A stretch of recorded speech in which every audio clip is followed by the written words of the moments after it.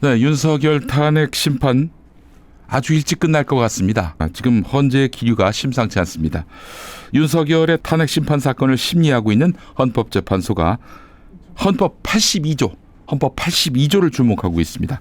이 조항은 대통령의 국법상 행위는 문서로서 하며 이 문서에는 국무총리와 관계 국무위원이 부서한다.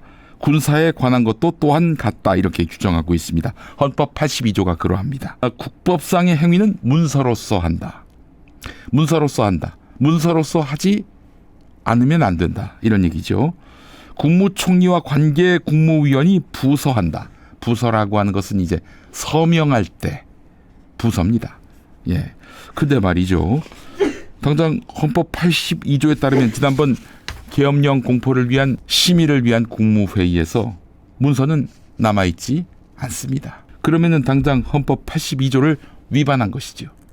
아니 어떻게 그 중요한 회의에 문서가 없을 수가 있습니까? 또한 서명이 없을 수가 있습니까? 물론 문서가 없으니까 서명도 없었겠죠. 문서는 없는데 서명은 있다. 그건 뭐 말이 안 되는 거 아니겠습니까? 자, 12.3 비상계엄 직전에 열린 국무회의 과정에서 문서도 없고 서명도 하지 않았다. 이런 증언은요, 그냥 어디서 추정하는 게 아닙니다. 한덕수 본인 입으로 얘기했고요. 또한 같이 서명해야 할 법무부 장관 박성재도 그렇게 국회에서 증언했고요. 경찰도 국무회의에 참석한 국무위원들을 조사하면서 회의록을 기록하는 행정안전부 의정관이 없었고 심의가 이루어졌다는 문서도 존재하지 않아 절차적 실체적 하자가 있는 국무회의였다. 이렇게 수사상 결론을 내렸습니다. 자, 그래서 법조계에서는 앞으로 윤석열 탄핵 심판 과정에서 윤석열의 헌법 82조 위반만으로도 탄핵이 가능한지 이게 주요 쟁점이 될 것이라는 전망이 나오고 있습니다. 다시 한번 정리해 보겠습니다. 한덕수 지난 12월 11일 국회에서 계엄 직전 열린 국무회의에 대해서 계엄 선포 문서에 부서한 적이 없다. 이렇게 밝혔습니다. 그러면서 그런 얘기도 했어요. 회의라고 할 것이 없었다. 회의라고 할 것이 없었다. 아예 국무회의 자체가 열리지 않았다. 이런 이야기인데 그건 일단 좀 너무 과도하죠. 국무회의 정족수 11명 채워놓고 회의가 시작된 거 아닙니까? 불과 5분 만에 끝났습니다마는 곧바로 계엄이 선포됐습니다마는 회의는 열렸단 말이죠. 근데 회의 자체가 없었다. 회의랄 것이 없었다. 이런 얘기는 본인의 내란죄 책임을 깎아버리기 위한 그런 드립으로 판단이 됩니다.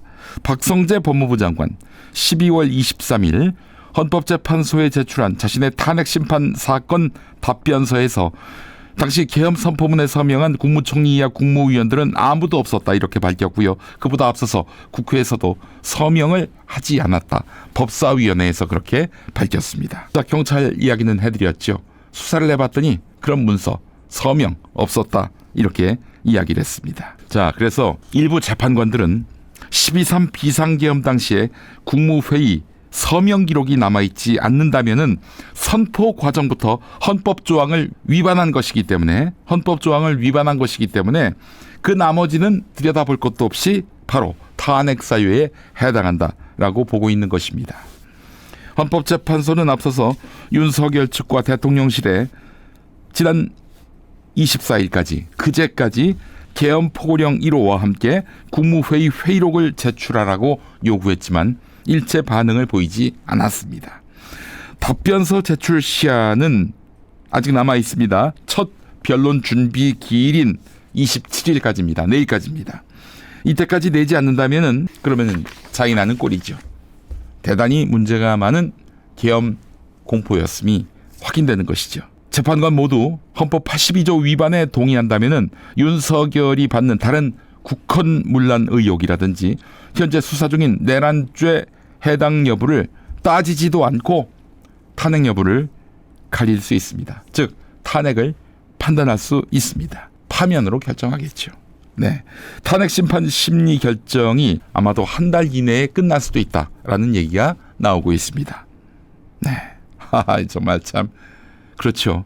너무 말도 안 되는 계엄이었습니다. 그러나 지금 윤석열이는 어떤 생각을 하고 있습니까?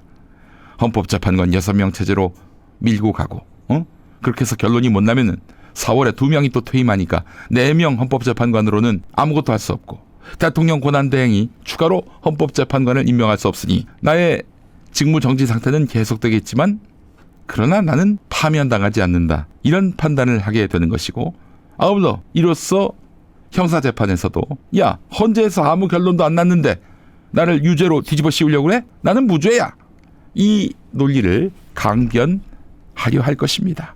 자, 그러나 그것은 윤석열의 생각일 뿐입니다. 지금 헌법재판소 그리고 공수처 어디에도 내가 아무개를 변호사로 선임했다, 이 등록도 하지 않았어요. 예, 철저히 수사 심판에 대해서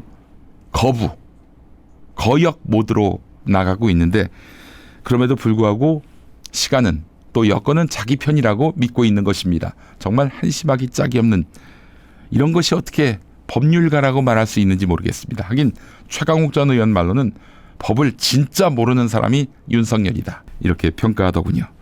자, 이것만이 아니죠. 윤석열 지금 죄가 너무 주홍 같습니다. 말씀드린 대로 국법상 행위에 대한 문서나 부서도 없이 했던 헌법 82조 위반뿐만 아니라 계엄을 발령할 상황이 아닌데도 계엄을 발령했단 말이죠. 전시나 사변에 준하는 사태가 없었음에도 계엄을 발령했단 말이죠. 헌법 77조 1항, 계엄법 2조 2항 위반입니다. 국무회의 심의 절차도 제대로 안 지켰습니다. 심의를 하지 않았어요. 기본적으로 국무위원들 증언에 따르면 계엄법 2조 5항 위반, 그리고 국회에 대한 통고도 없었습니다. 국회는 그 계엄 해제 결의가 있을 때까지 어떠한 통고도 대통령실로부터 받지 못했습니다. 헌법 77조 4항 위반, 헌법기관에 병력을 투입해서 실력으로 봉쇄하고 권능 행사를 방해한, 국회는 물론이고 중앙선관위를 장악하지 않았습니까? 특히 국회 같은 경우에는 비상계엄을 해제할 수 있는 권한을 갖고 있는데 국회의원들의 출입도 막았단 말이죠. 그 회의를 방해하기 위해서. 헌법 91조 위반. 그리고 형법 87조 1호에는 윤석열을 우두머리 수괴라고 했고, 각종 구속영장에 보면, 검찰이 낸 구속영장에 보면 윤석열을 수괴라고 분명히 못 받고 있고, 이걸 법원이 인정했습니다. 자, 헌법재판소 재판은 하나만 합니다. 그렇기 때문에 재판관 임명을 막으려고 하는 것이고요. 네, 4월까지 어떻게든 개겨보자, 이 논리로 지금 버티고 있는 것 아니겠습니까? 헌법 파괴자, 법률 파괴자일 뿐만 아니라 헌법 파괴자 윤석열에 대한 응징의 시간은 다가오고 있습니다. 어떤가 윤석열?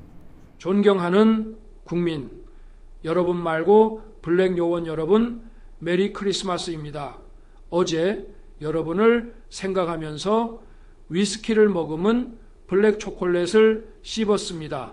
오늘 김용현 측 기자회견 잘 경청하기 바랍니다. 거기에 우리 윤석열 정권의 존망이 걸려 있습니다. 존망, 존나 망했다 할 때 존망이 아닙니다. 아직 여러분의 어깨에 이 정권의 운명이 걸렸습니다. 제가 복귀하면 204명의 국회의원을 백령도로 관광 보내겠습니다. 그 배에서 사살하냐고요? 아닙니다. 그 배가 북으로 가게 만들 것입니다. 월북하게 하는 것이지요. 그러면 레이싱 드론으로 폭격할 것입니다. 몰살하겠지요. 그렇잖아요. 월북은 범죄 맞잖아요. 법을 지켜야 하지 않겠습니까? 그러면 국회의원 재선거해야 하지 않냐고요. 그럴 리가요. 국회를 없앨 것입니다. 그리고 여의도 그 자리에 HID 부대를 진주시키겠습니다. 국무총리의 한덕수의 부인을 발탁하고 국방부 장관의 노상원 즉각 개각할 것입니다.